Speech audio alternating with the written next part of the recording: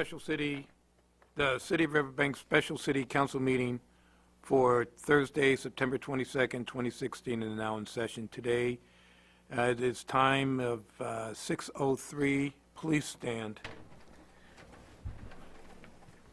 I pledge allegiance to the flag of the United States of America and to the republic for which it stands, one nation under God, indivisible, with liberty and justice for all. Please be seated. Roll call, please. Councilmember Leanne Jones-Cruz. Here. Councilmember Cal Campbell. Here. Councilmember Darlene Barber Martinez. Here. Vice Mayor Janine Tucker is absent. Mayor Richard D. O'Brien. Here. Conflict of interest. Any council member or staff who have a direct conflict of interest on any scheduled agenda item to be considered are to declare their conflict at this time.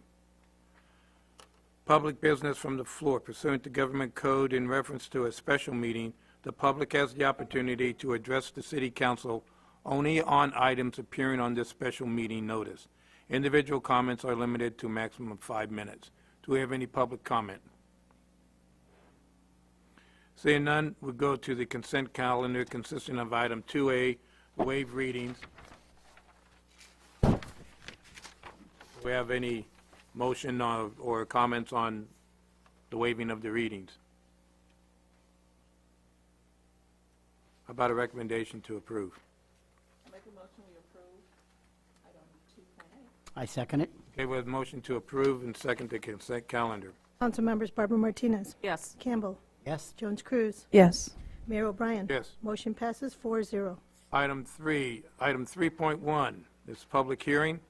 Resolution approving the submittal of an application for funding and execution of a grant agreement and any amendments thereto from the Economic Development Over the County, OTC, allocations for fiscal year 2016 through the Community Development Block Grant. At this time, for item 3.1, I'd like to open it to the public for a hearing. Do we have any public comments on the OTC?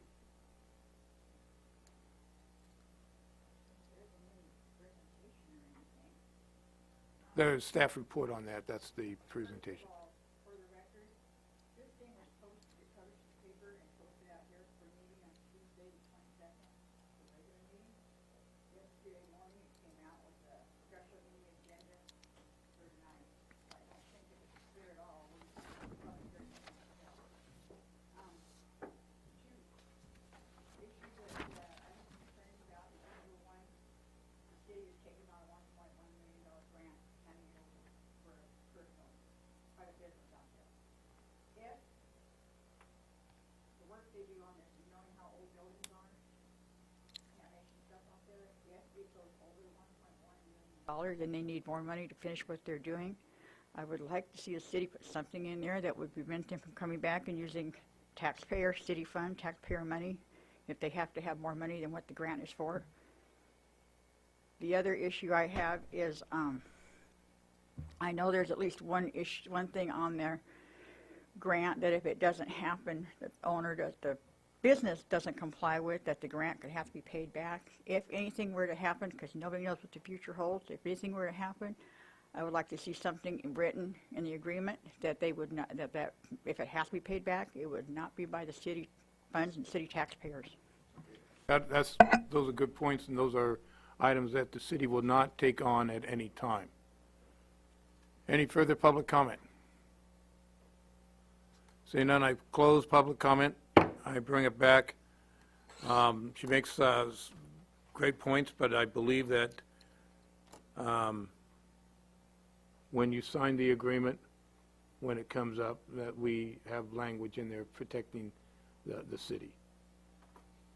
Yes, and just to make it clear, the improvements that are being made, although they are being made in order to facilitate the movement of a company into the LRA, it is for the benefit of the site itself. And ultimately, should that tenant leave, we would still benefit in the future from those improvements. Okay. Are there any questions on the OTC to Melissa? You're the one that's going to be entertaining the questions from the city council.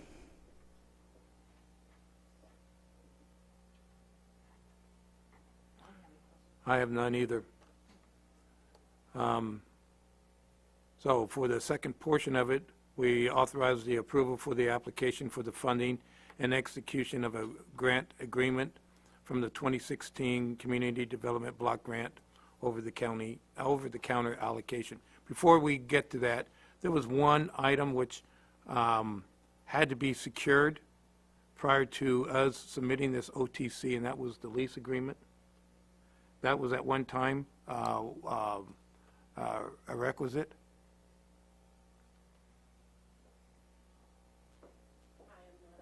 Not clear about that. I do know that there is a draft lease ready for signature if this application is accepted and funded. Otherwise, they may have to go somewhere else. So it won't be accepted if we don't have the lease. Okay, thank you. All right, do we have a motion to approve the resolution for item 3.1? I so move that we accept item 3.1. I'll second it. We have a motion to approve and a second to authorize the application for the funding and execution of the OTC CDBG. Councilmembers Barbara Martinez, Yes. Campbell, Yes. Jones Cruz, Yes. Mayor O'Brien. Yes. Motion passes 4-0. Item 4.1, a five-year financial forecast. Good evening, Mayor and City Council members. Tonight we have for you the five-year financial forecast that is prepared annually for your review. The forecast will provide information that the City Council and City staff can take into consideration as we prepare our strategic plan on the upcoming September 29th meeting. It will also help provide information as we make decisions on a daily basis that will have a financial impact to the city. Just to briefly we'll go over some of the budget financial policies, the five-year financial forecast, which includes the historical trends that are used in order to prepare the forecast itself, what the economy is doing both nationwide and locally, and our revenue and expense projections for the five-year period. We'll also discuss some future opportunities and risks and some final recommendations for the council. Operating budget financial policies, these I'll go over really briefly. They are included as part of our annual budget document, and so any further information you may want on them, we can provide for you as part of the annual budget.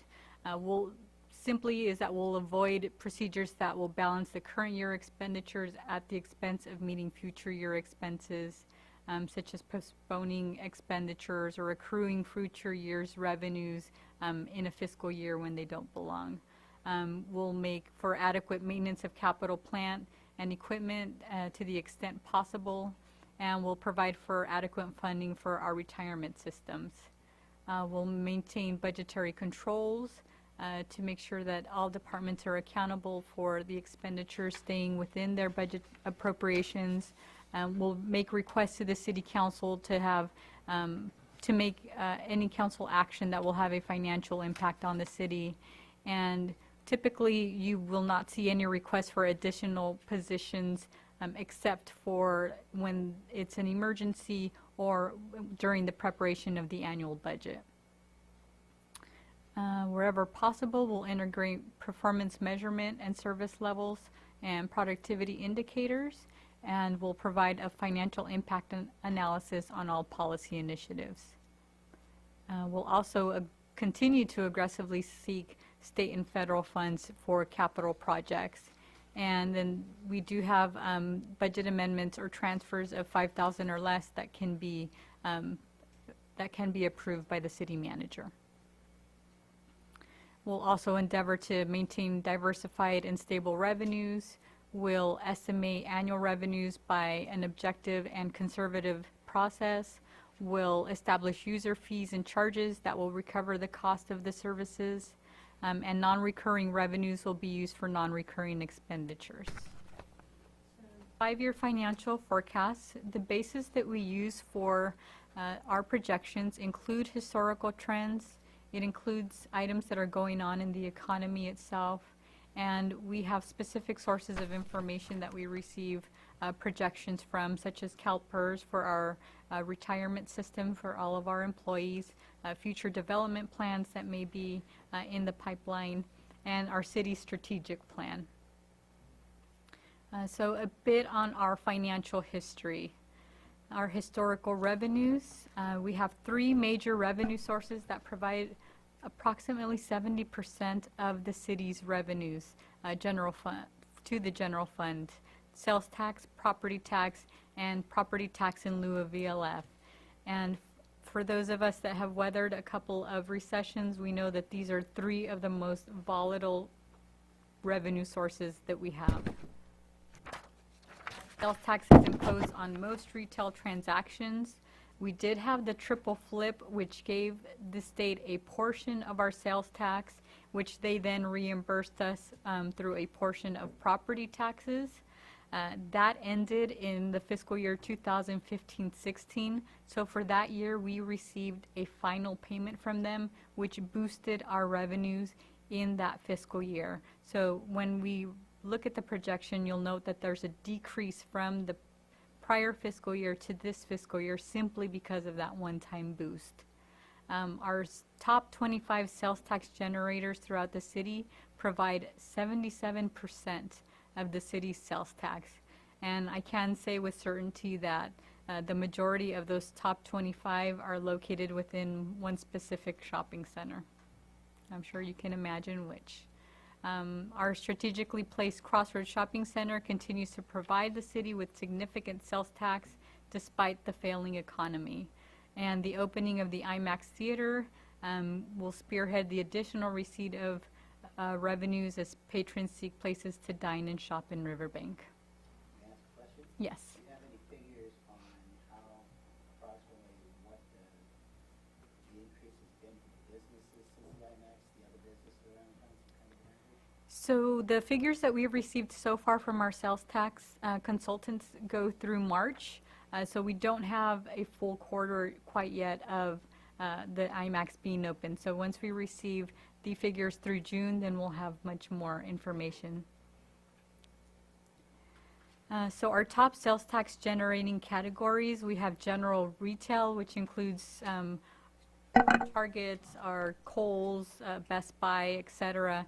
And for this current year, they make up about 38.8%, so slightly up from the 2015 calendar year.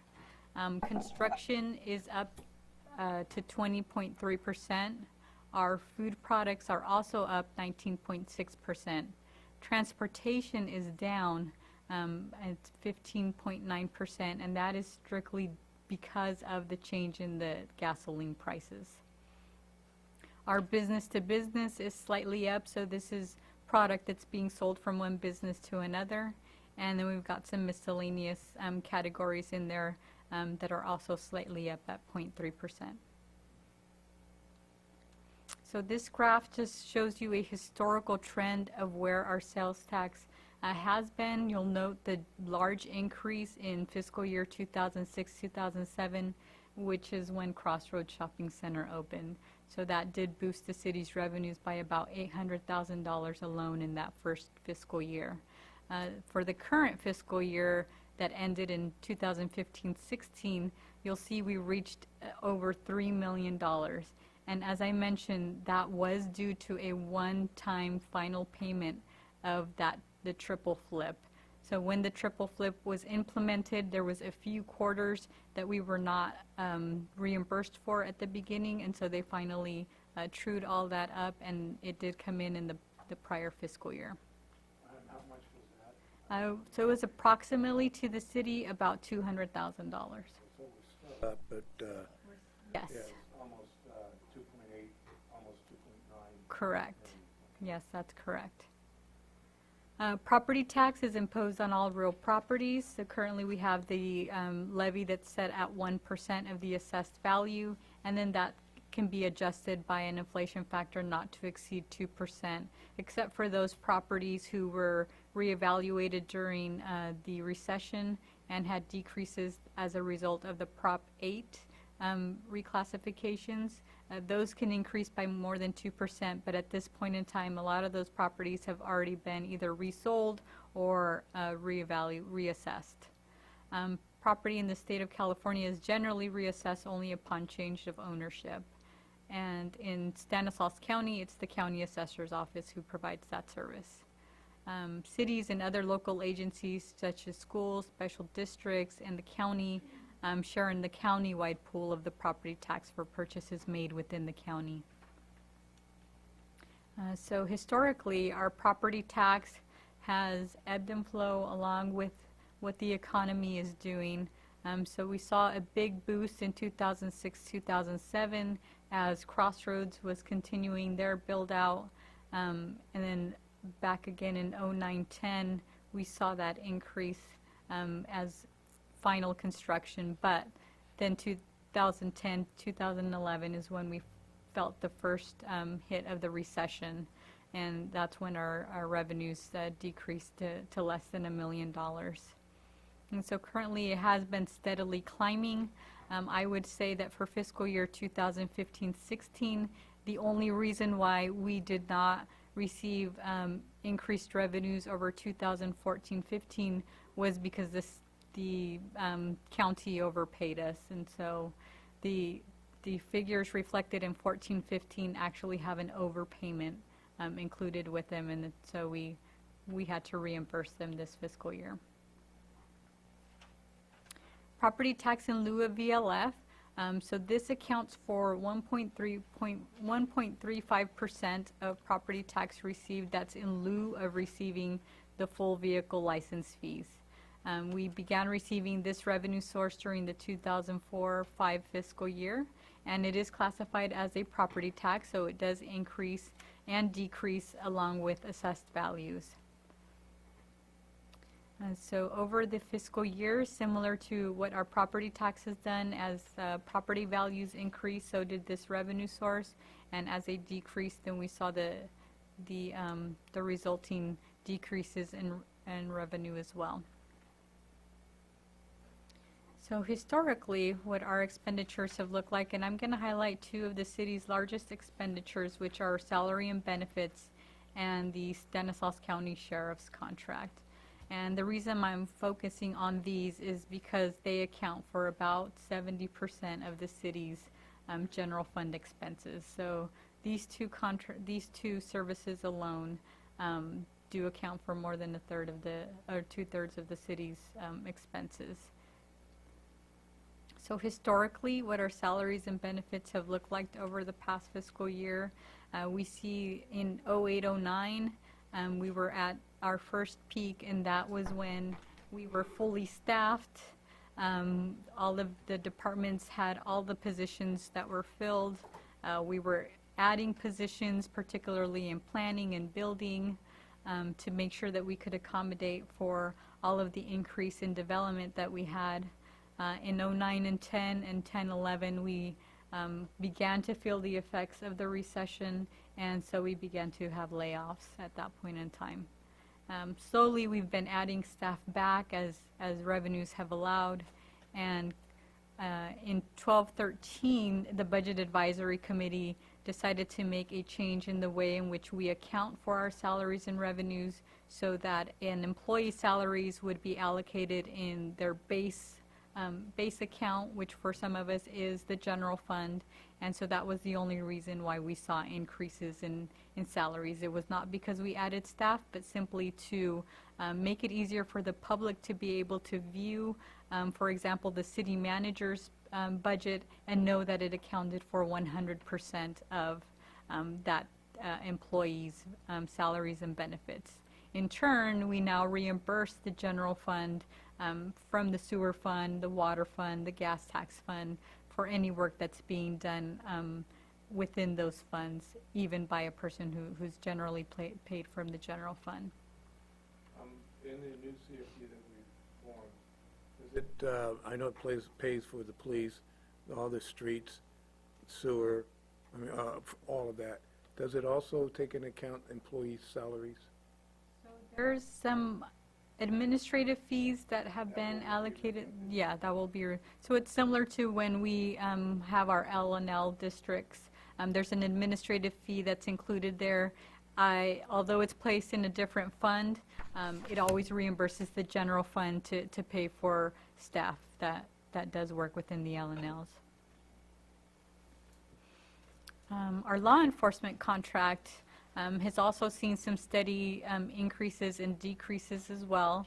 And so we'll note that in 2010-11, we did have to lay off, or we had to leave vacant 2 deputy positions in order to balance our budget.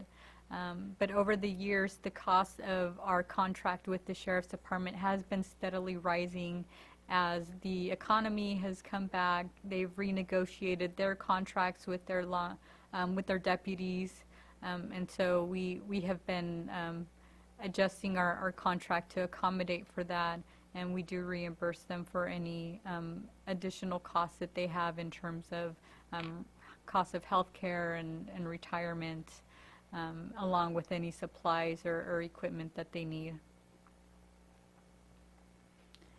So this graph just shows you a 5-year average of the historical costs. As I mentioned, staffing and our law enforcement contract make up a significant portion of the expenses of the general fund. Our operating costs from the general fund over the past 5 years have been approximately 20% of the cost. And so that takes us to our economic outlook. Just to take into consideration some of what's going on in the U.S. economy, our financial markets are still fragile. What the economists are saying that most of it is due to the overreaction by traders and not really by the global events that have been happening. We know that the Chinese economy is a little iffy, but they have significant reserves that will be able to take them through a couple of years. And Brexit has been a serious item under that the traders have taken into consideration, but a lot of these will take several years to play out. Business investments are slowing throughout the U.S., mostly caused by that overreaction. There's some volatility there that causes investors to become adverse to risk, and so they're not as willing to invest their capital for new investments. Since you spoke of the Chinese, they have non-performing bonds and loans that are out there significant. They have reserves, but their ability may not be sophisticated enough because they have a massive economy and it's rapidly expanding to adequately address some of the issues coming on up. With Japan doing this is just in Asia, their quantitative easement may cause a currency war between China, Japan, and South Korea. That then affects developing countries such as Australia, Canada, Norway, those areas that are significantly dependent upon the Chinese economy. So it doesn't have any current effect, but if it's not sophisticated enough and it does see failure, they will freeze what they have, and then there'll be, it could affect. And then you talked about the EEU. They are being asked, are they serious about the euro? Is it an experiment, or you're actually going to keep it? And then you have Greece and Spain and Turkey having severe problems, with Italy, they're calling a basket case. So they're all falling. So the EEU may be crumbling. With no serious economic immediate downturns in Great Britain, others may say, hey, I could do that too, and forget my debt to the EEU. So that can be explosive. It definitely can, and that's why most of the economists are saying it will take a few years to play out, but there are some serious ramifications if that happens.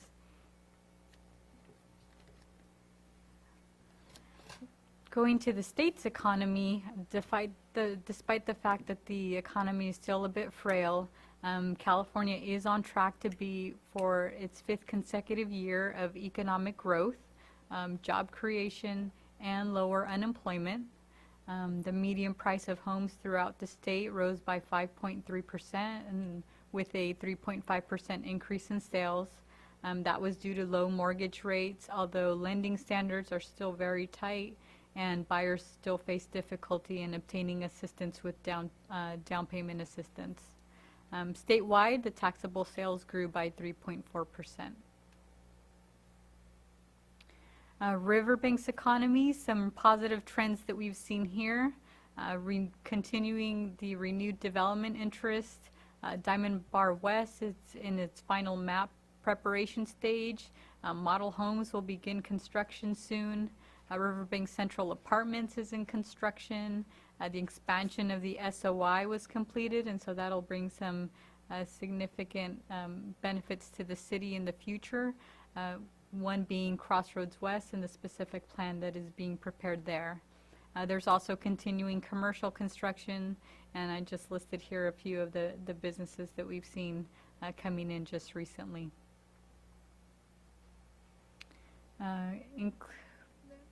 To continue the positive trends, we've seen decreasing unemployment rates. So for this August, we saw an unemployment rate of 7.9%, which is down from the 2015 rate that we noted of 8.4%. There's increased opportunities for expansion at the Riverbank Industrial Complex, and the action that the City Council took tonight to approve the submittal of a grant application will certainly facilitate some of that expansion. There's a rebounding housing market and continued new home construction. KB Homes continued to build during this current calendar year, and they are reaching the end of their construction. And the increased home sales have led to increases in property value. So currently we're seeing about median sales prices of $297,000, which is pretty high for our area, given what has happened during the recession. Some outside threats that we'll be facing is rising benefit costs, rising contract costs. We have the City of Modesto, who's looking at a general plan update and could bring some impact to the city. And that takes us to our forecast. And I do wish I could tell you that in fiscal year 2019-20 that things will look well. We did predict this last year, and so the predictions have remained steady that we'll be looking at some significant shortfalls in fiscal year 2019-20. As you'll see from year to year, the city will need to use its reserve in order to fund some capital outlay, as well as to continue funding operations. In terms of capital outlay, for fiscal year 2016-17, the city has already funded those items. For fiscal year 2017-18, that item there is the 7th Street storm drain outfall, and currently we are pursuing some grants that may provide us with an opportunity to take care of that without needing all of the general fund monies. Now stick with that for a second.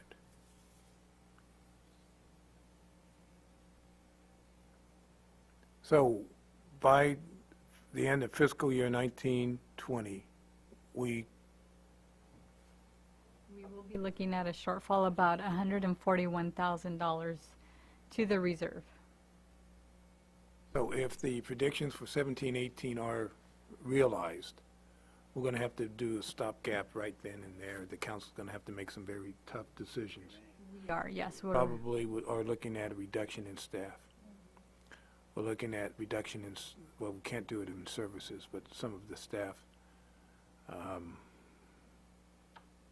Or ask for concessions. We may have to ask for concessions during the next contract negotiations. Yes, and negotiations will begin in February of next year.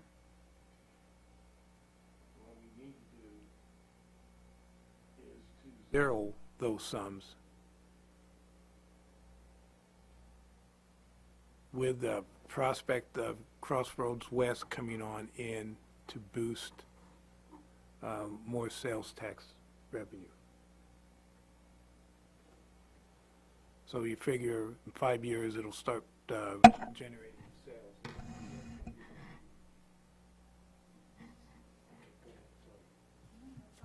Next is just a graph which shows the figures that you were just presented with, and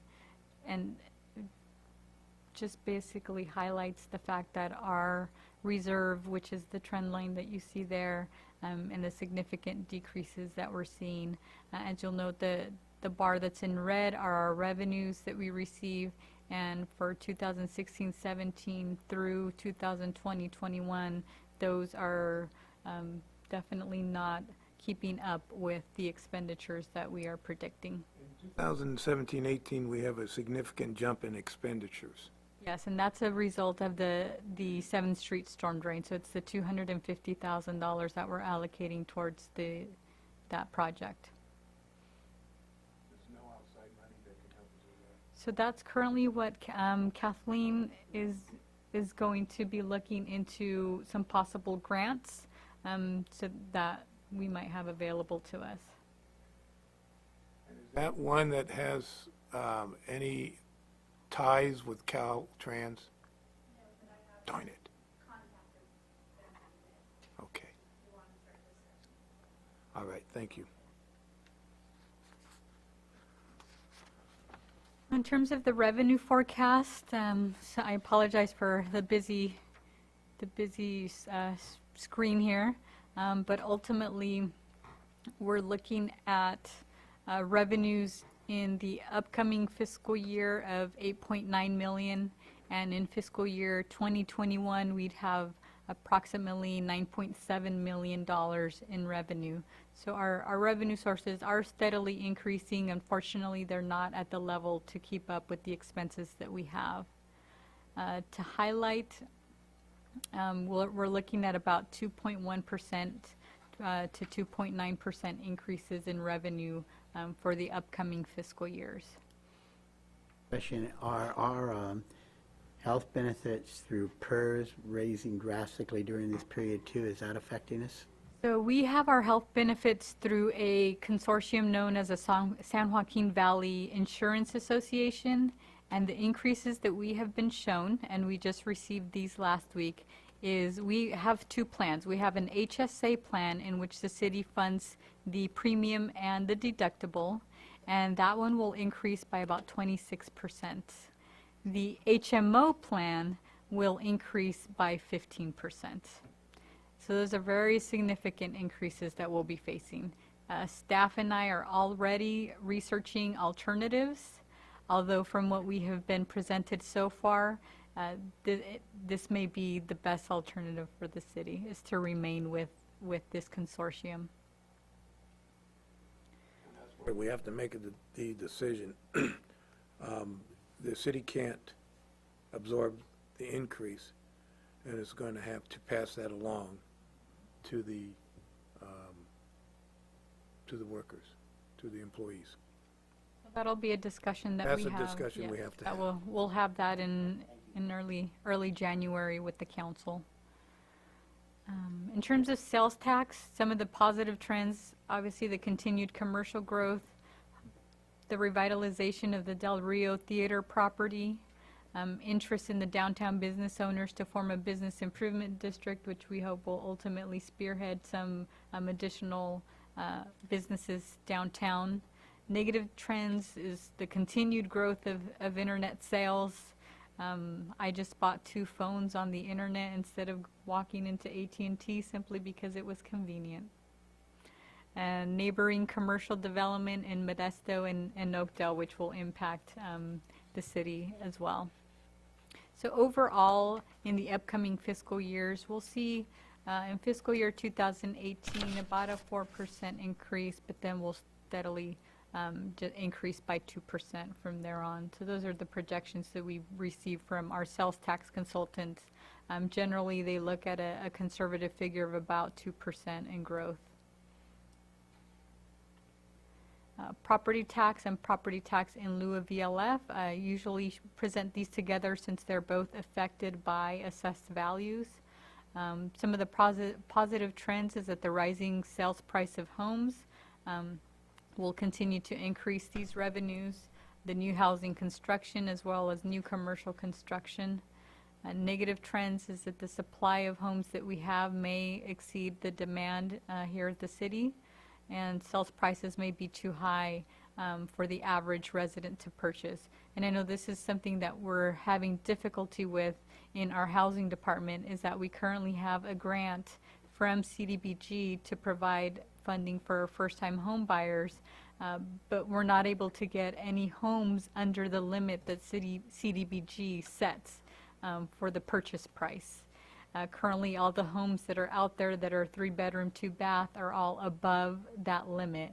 And so it proves to be difficult when a homeowner comes in, has already had an accepted offer, but unfortunately it's over the limit that's allowed by CDBG, and we're not able to assist them. And so that basically means that they're not able to purchase the home. What is that limit? So it was 214,000. Yeah, so it does rise, but it does not keep up with what the median sales price is. So over the upcoming fiscal years, property tax, so we're looking about increases of 5% based on the historical trend we've seen, and property tax in lieu about 2%. Our franchise fees are collected from our solid waste, our electric, gas, and telephone.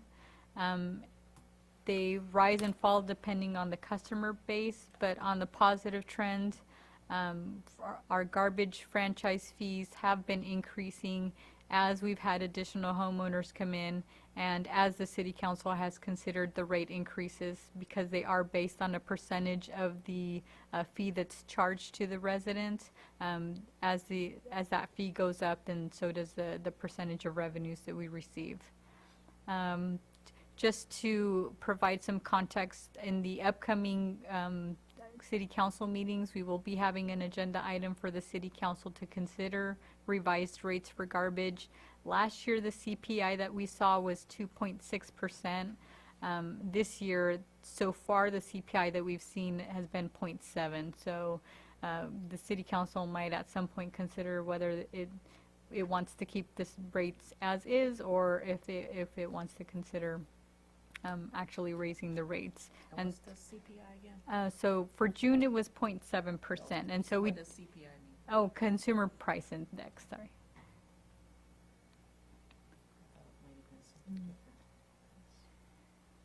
And so our franchise fees, looking at whether if we were to continue doing the rate increases, we'd be looking at about 2%, which has been the average. One thing we may want to consider on revenue is that charging the sales tax for ticket sales at the Galaxy. If they have no tax on that, on their sales. And that was exempted by City Council action in 1999, I believe. We may want to consider some type of a sales tax on it for for ticket sales. I don't know if that's legal or not. I'm not sure if that would, legal could obviously talk to that on whether it would. Is that a new tax, or is that something that we decided not to tax them on the sales of the tickets? We would have to examine the history of the type of exemption that was made, and if it was discretionary or not, and then we could come back with a more thorough response on what the options are in connection with But that.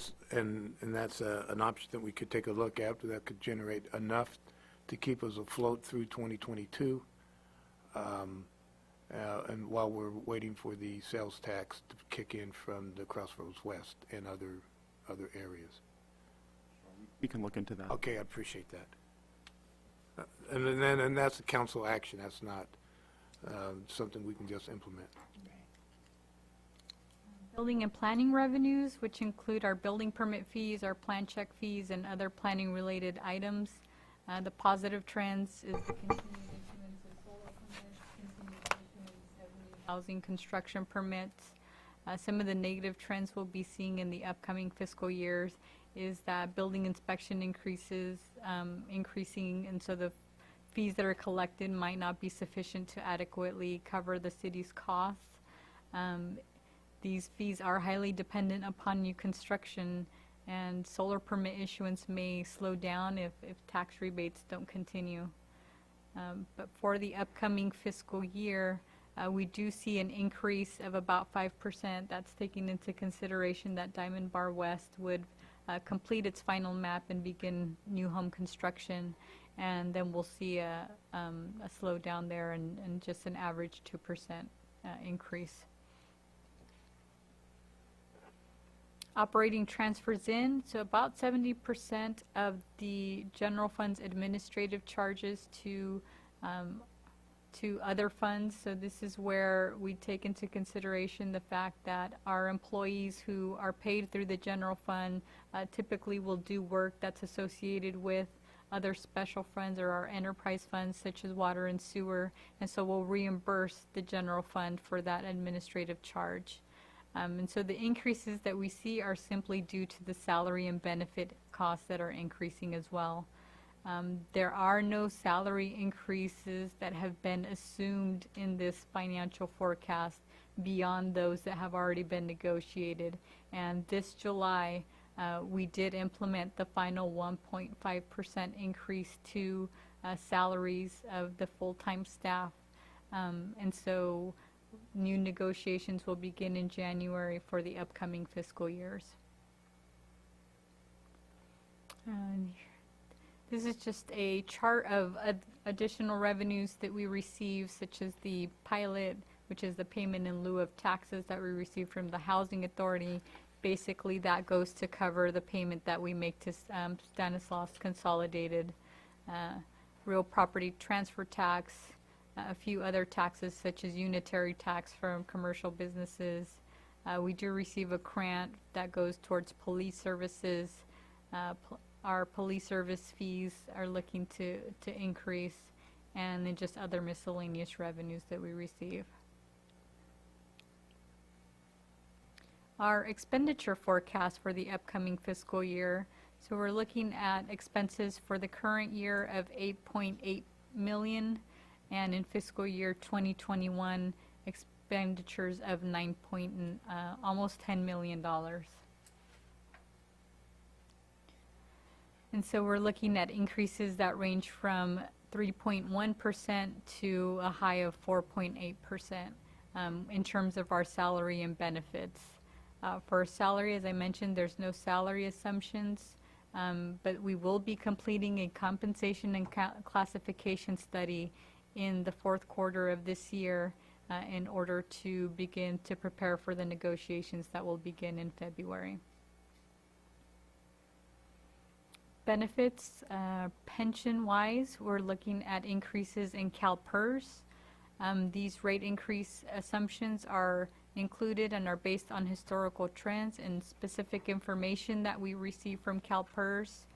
And so we see we have 3 different tiers that our employees are in. Our classic employees are in Tier 1, and that was for any employee hired before April of 2006. Tier 2 are employees hired between 2006 and 2013. And then Tier 3 is anybody hired after 2013. So as we've had employees who have left the city or employees who are retired, we see that the cost will start to go down slightly as new employees come in and enter that 3rd tier, which is at a significantly lower cost than we have for the classic employees. So you'll notice for our Tier 1 employees, just this fiscal year alone, we pay about 16.5% of their salary towards their retirement, whereas those employees that are in our lower tier, we pay only 6.6%. And for fiscal year 2021, we see that the cost for the Tier 1 employees or classic employees rises above 25% at 27%. Unfunded liability costs have been included in these projected rates. Currently, as of June 30th, 2014, because the rates do run 2 years behind, and that's the way that CalPERS operates, our unfunded liability is about $3.5 million. I do have to say, in terms of CalPERS, is that the assumptions that they make also affect our rates, independent of the unfunded liability and how that increases and decreases. One of the things that has happened over the past 2 months is that they reflected interest earnings of only about 0.6%, where their assumption is that they would have at least 7.5% in return on investment. And so that's a significant decrease. That will impact our rates in 2 years' time, but it will also impact the decision that they make on how they're going to mitigate those significant differences. I think over the past 3 to 4 fiscal years, they have not met that threshold. So they will need to make some changes to their assumptions, which will in turn significantly impact our rates. You know, just, you may not have the numbers off the top of your head, what our percentages of our employees that we have in Tier 1, Tier 2, and Tier 3? So in Tier 2, we have a max of 3 employees. Because of that time frame, we were not doing a lot of new hires. Basically, we were replacing employees that were retiring. Tier 3, we may have about 4 to 5 employees. So the majority is in Tier 1. About 37. Health. No, these are all mostly full-time. I believe we only have 2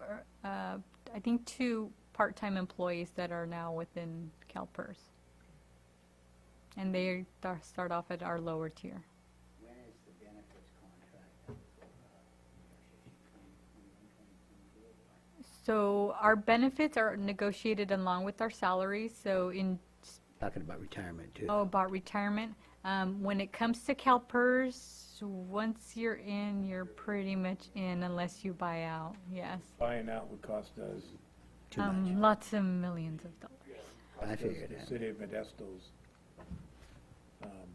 annual income each year. I mean, it'd be huge. They don't want to lose one soul, Nope. except for through death. Just a bunch. Health insurance-wise, as I mentioned earlier, we currently contribute 100% of the premium and the deductible for those employees that are within the HSA plan. And then we fund the entire premium for those that are on our HMO plan.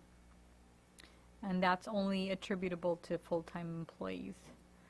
We do have an annual cost inflator that's been included of 10% in these projections. And so but based on what we have seen this year, that will most likely change. And so that would have changed my entire forecast if I had had these figures in time to be able to do that. So like I mentioned, 26% increase for the HMO, the HSA plan, and a 15% increase for our HMO. Operating-wise, so these are our non-staffing costs. This includes our contract costs and our maintenance cost. It does include election costs in 2017, 2019, 2020, 21. Is that off by a year? That's off. That's off by a year. They're all off by a year. We're even. That is weird. Yeah. Huh. Who knows what I was thinking? 18, 20, and 22. Yes, you're right.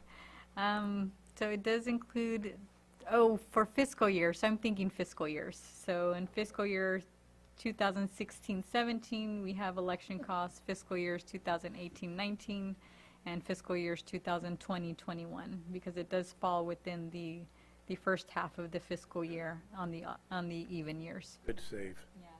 Yeah, I knew I couldn't have been that off. So the 5-year financial forecast reflects a 3.5% increase. Luckily, this fiscal year, we are going to be able to achieve some cost savings by not having to hold the election for the mayor and for the District 4 seat, and so we currently only have the District 2 seat that we will be conducting elections on. But for our operating costs, the expenses will range from 1.7% to 1.71%. Our law enforcement contract, our current contract runs through June 30th of 2020. The projections do include proposed salary increases that have been negotiated through the labor contracts with the county. They will have labor negotiations that will occur in 2018, which will obviously impact the city. And we've seen some of the activity that the city of Modesto is doing in order to attract deputies and additional law enforcement staff. So we could be faced with some significant increases as the sheriff department also looks to add some additional benefits that will attract staff to their offices. But to their benefit, the employees pay 12% of their retirement. They pay 20% of their health care costs. So if we say you match the salaries, we match what they have to pay for their benefits and for their retirement. I mean, that's not what we're going to do, but that's something that we have to consider.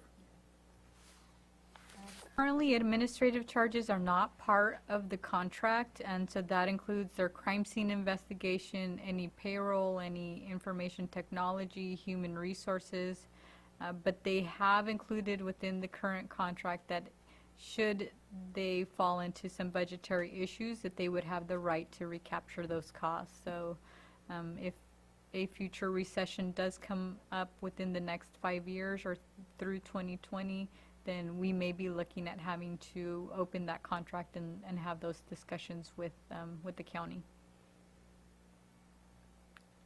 But we see that law enforcement contract costs rise from the current fiscal year of 3.5 million to about 3.9 million in the upcoming fiscal year.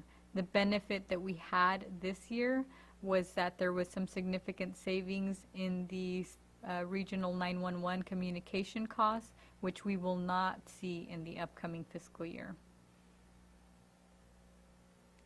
And we have legal settlements. So we have included within the forecast the legal settlement associated with the Barham construction case. The projection, which is based on the request to extend and the tentative settlement agreement that was reached with Barham Construction, is of about $140,000 a year. So the current total settlement that's owed is about $733,000.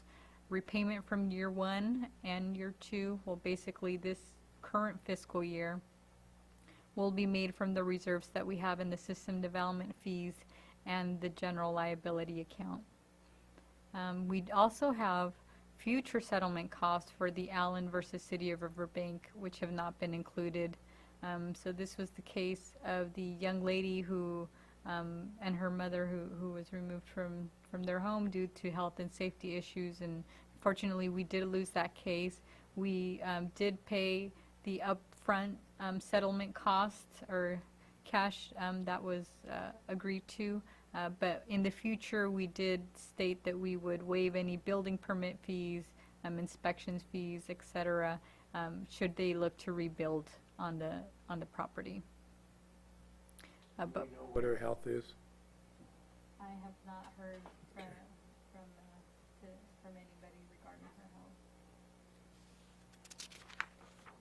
So we do see fiscal year 2019 as the first year when we have that payment for the skate park litigation coming through the general fund.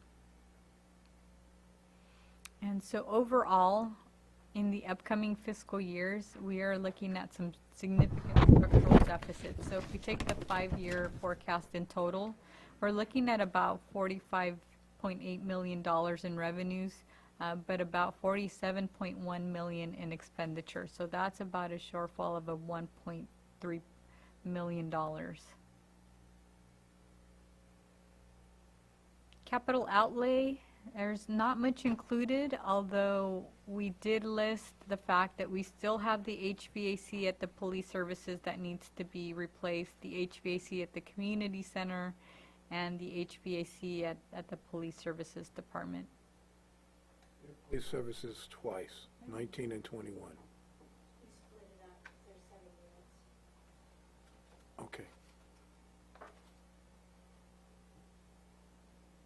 In terms of the reserve, as I mentioned earlier, and as was reflected on the graph, we do see the reserve levels fall significantly within the upcoming next 2 fiscal years in order to fund the 7th Street storm drain, in order to begin funding the settlement payment for our skate park litigation.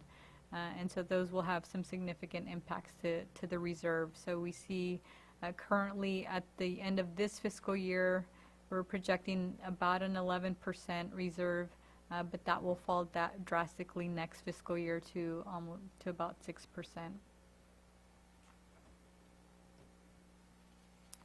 Causes for the declining reserve, as I mentioned, legal settlement, one-time expenditures in this current fiscal year and in the upcoming fiscal year, and the fact that we have operating structural deficits which require us to use the reserves to maintain our current service levels.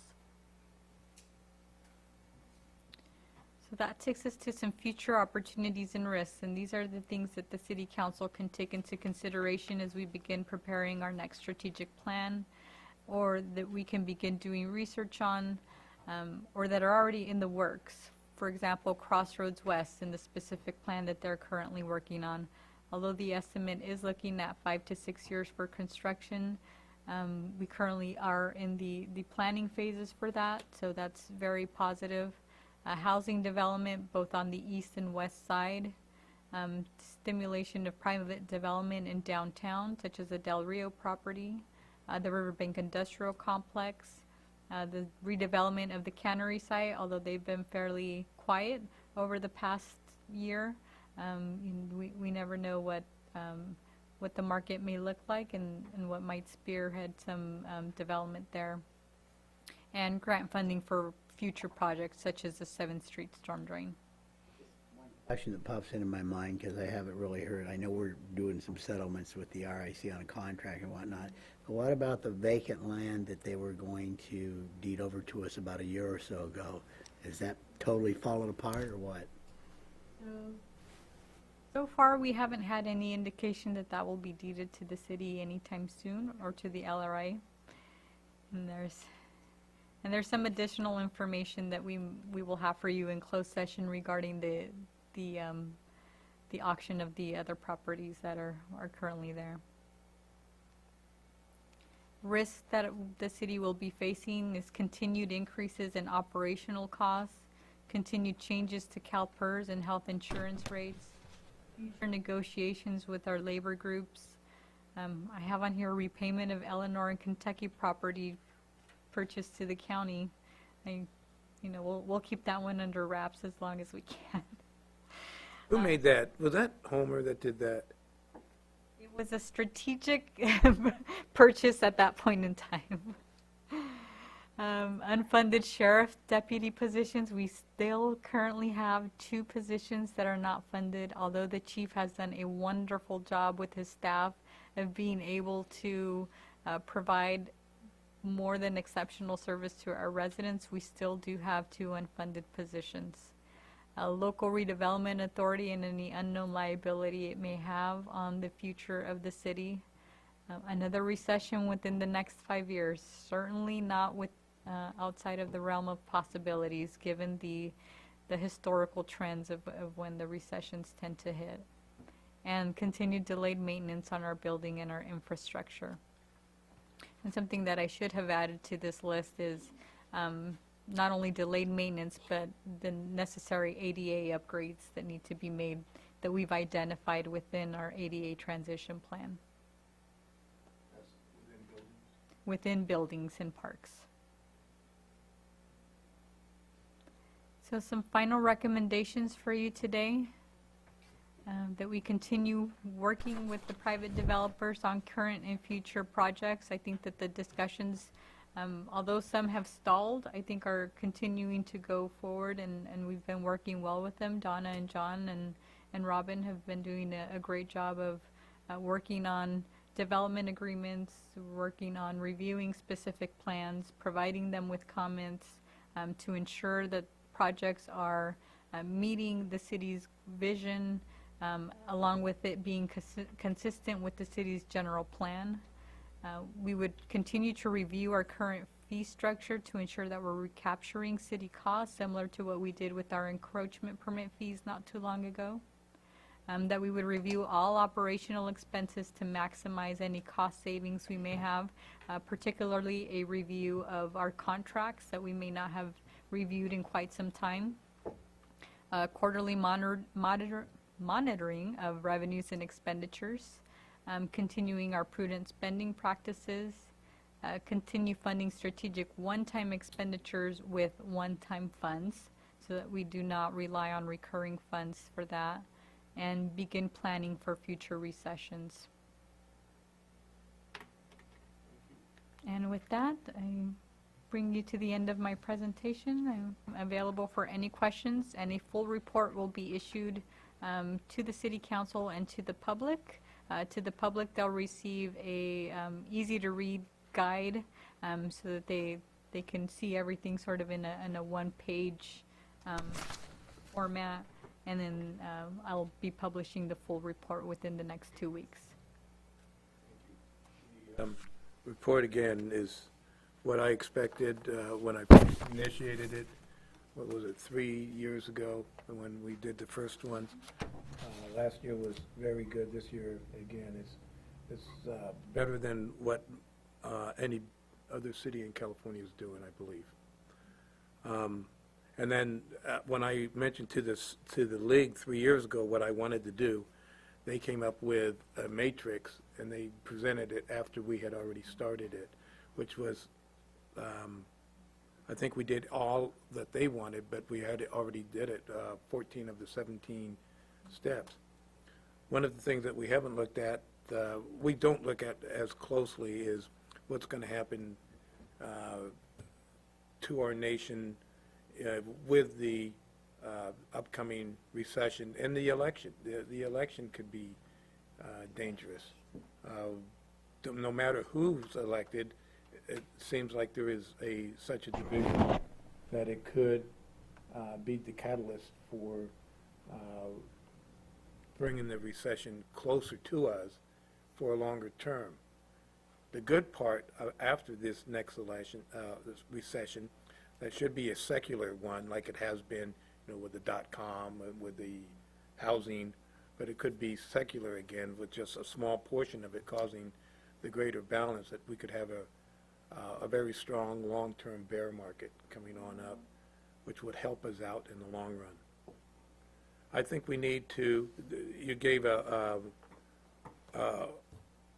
unbiased report, and that we still need to look for revenue streams.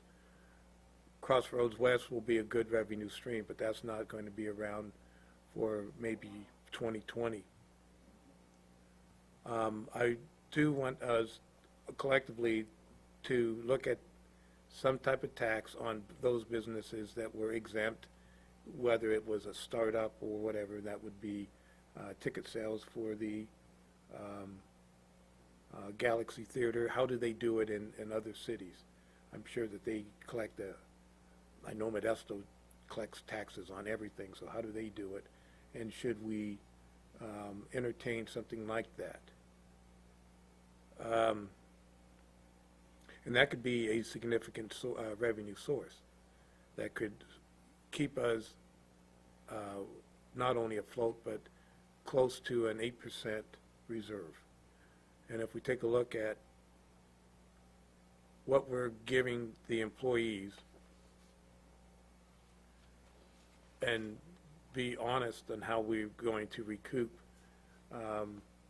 our cost for their benefits.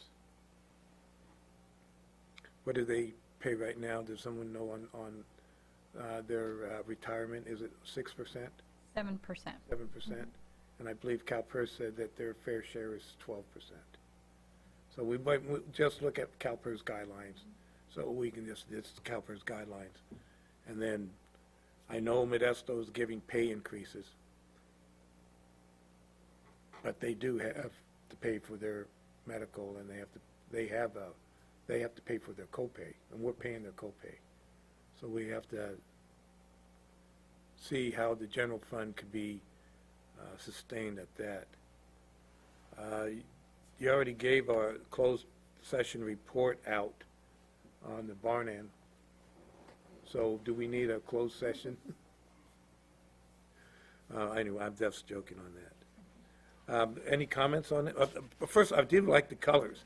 The color scheme of this is strongly resembling a California State University not too far down the road.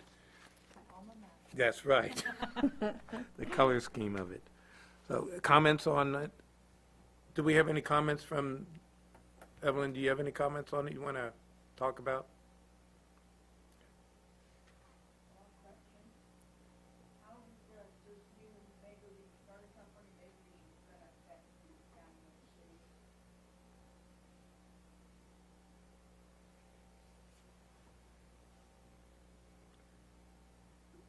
It shouldn't affect the city. If it does go to that, it's not a done deal. If it does go to that, that'll affect more between, I guess it's Merced and Stanislaus County. Is that the combination that you're talking about, the MPOs? And that's, I think, is a strong pressure from legislators against the Secretary Fox to prevent that from happening.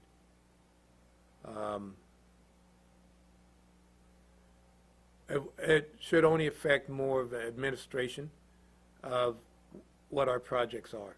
Our projects for Stanislaus will remain Stanislaus. Measure L funding will stay within Stanislaus no matter what happens. Why he picked on just us and what was it, L.A. County, when he could have picked on a lot of others, because he had a bad experience in North Carolina or South Carolina, wherever he's from, doesn't make sense.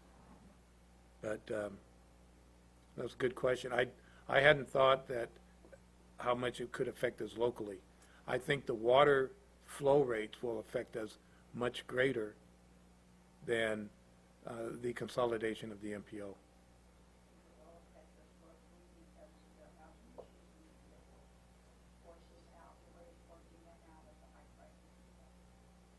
And what, that's what will be driven if that water flow rate is sustained or demanded. We might as well tear down the dams. Say pre-dam, no, we don't have dams now. Now you control the water, and we'll control it as much as we can, capturing where we can in our own reservoirs. Forget the outflow. This water has nothing to do with fish. If it did, they would be scientifically